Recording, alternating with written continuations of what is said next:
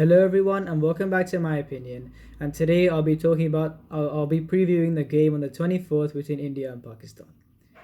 So I don't really like the pressure that's put on both these sets of players going into this fixture. It happens all the time.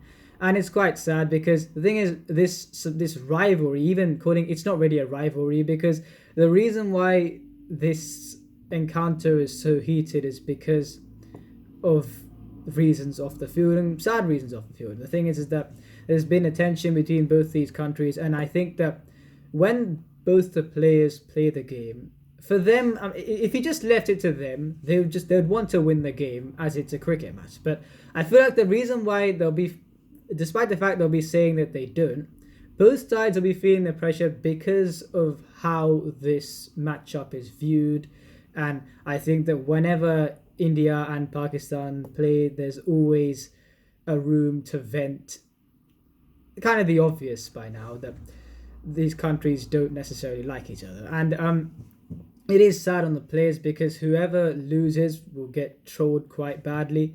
And I think it is quite insensitive because despite the fact that there is this tension between the two countries, it is, we have to understand that it is hard for the players. And when everyone kind of makes jokes to other Indian fans and Pakistani fans make jokes to each other saying, we'll thrash you, we'll thrash you.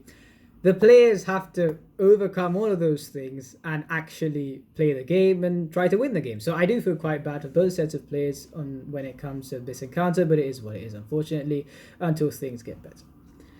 So I'm coming to India first. I think that we are the favourites to win this competition. And I think that we've got pretty much all the bases covered.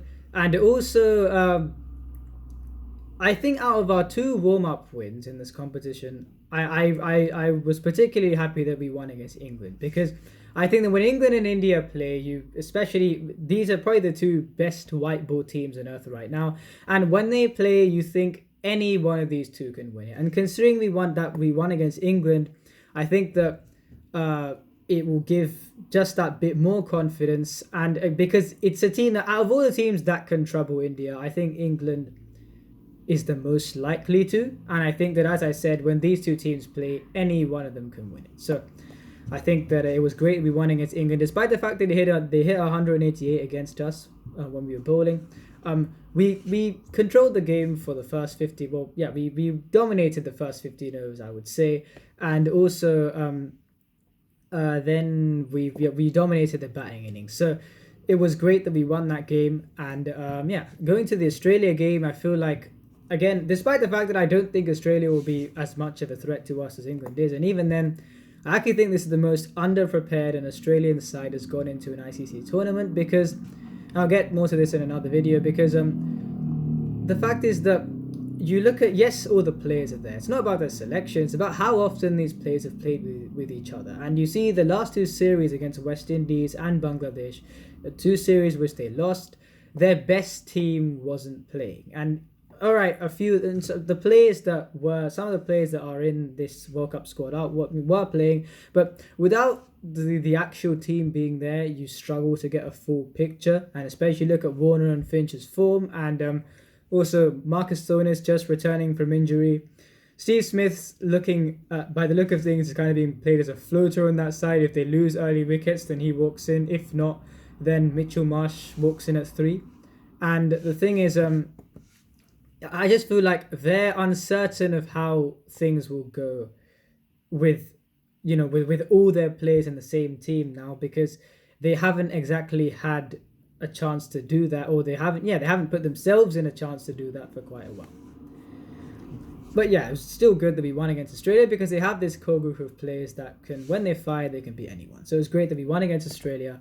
And I actually think that as far as team selection's concerned, in the game against England in the T20 series in India, Rohit Sharma and Virat Kohli opened the batting, and Kohli also opened the batting through IPL 2021. And the thing was that him and Rohit Sharma were supposed to open the batting to accommodate Surya Kumar Yadav at 3, and either Shreyas Iyer or someone else at 4.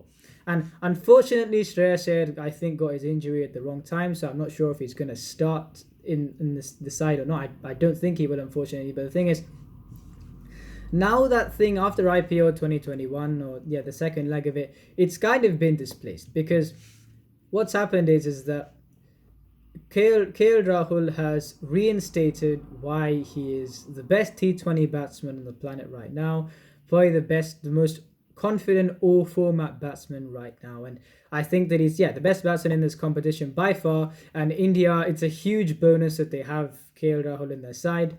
And now a top three which looks better than the one they originally tried to do. I mean, you look at Rohit Sharma, KL Rahul, and Virat Kohli, that's probably the best top three in the entire competition. So I think that, India are the favourites to win this, I think. And it's we've played a lot of T20 cricket over the past 4 weeks in the IPL, so our players, they have played T20 cricket, and in the same, this game's been playing in Dubai, and with the IPL going on in the UAE, the Indian players and a lot of the players from the various sides have experienced playing in these conditions fairly recently. And so, I still think that India do have the edge, and they have the edge in this fixture because, especially with the last three, I'm not sure if I said this already or not, but especially in the last three one-day fixtures they've played against Pakistan, with the two they've won in the Asia Cup in 2019 and also the 50 over World Cup in 2019, where we beat them kind of easily.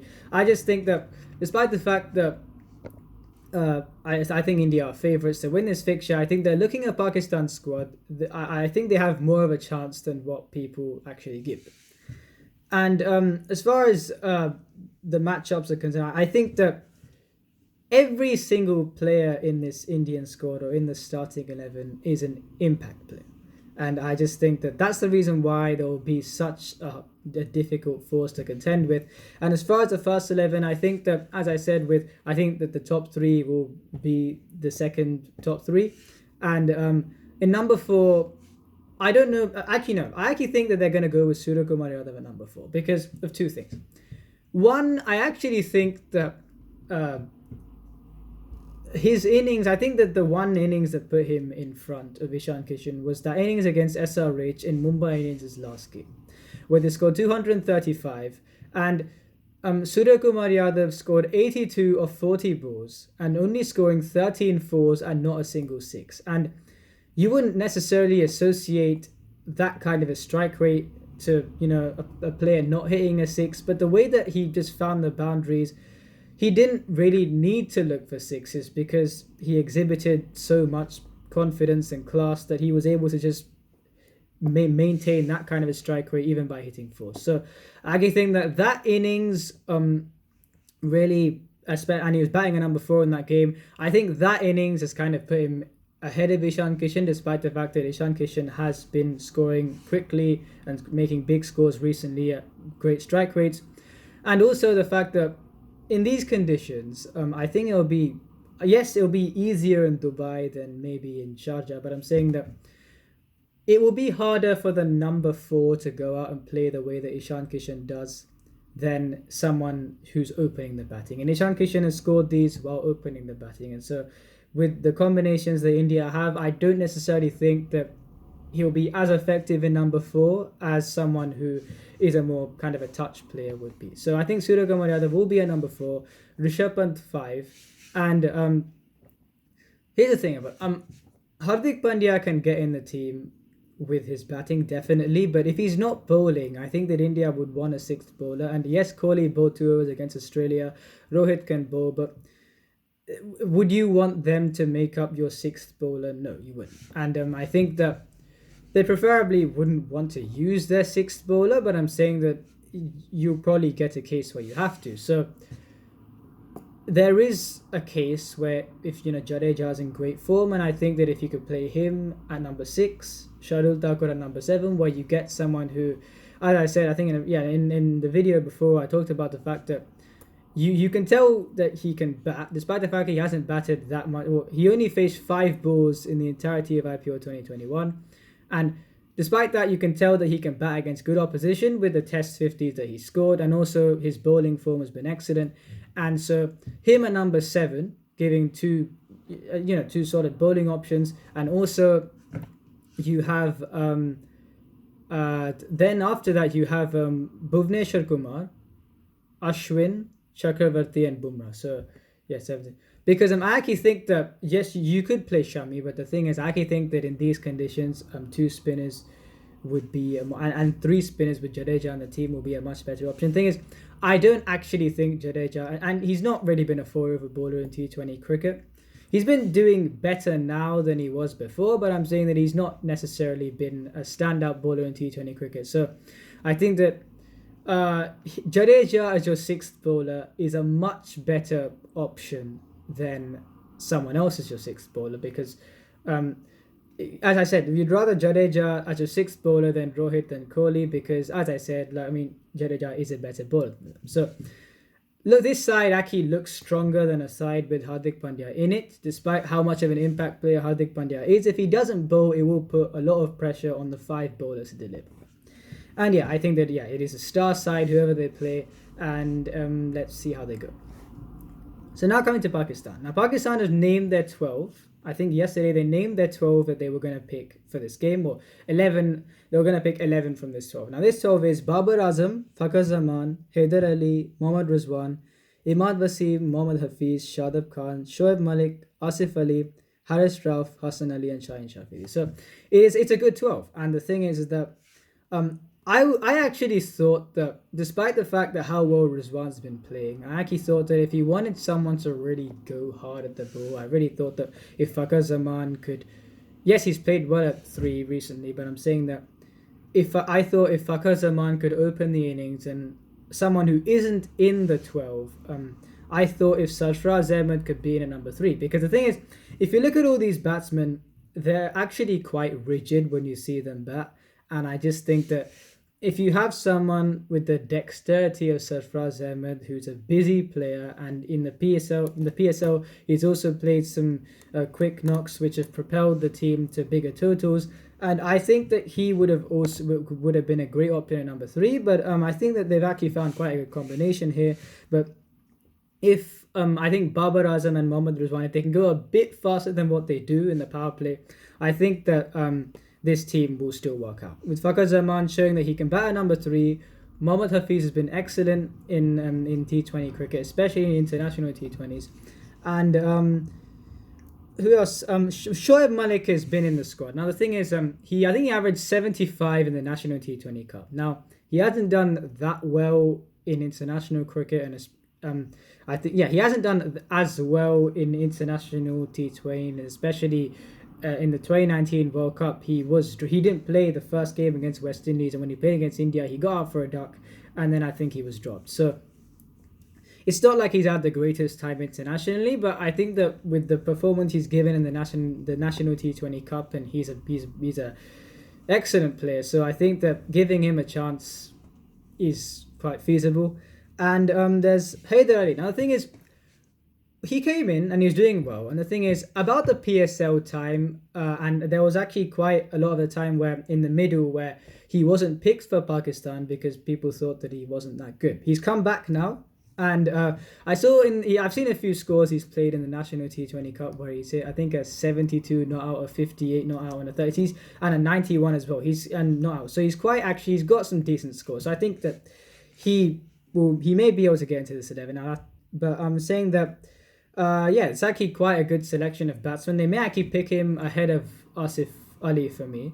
So I think it's quite a good batting lineup that they have.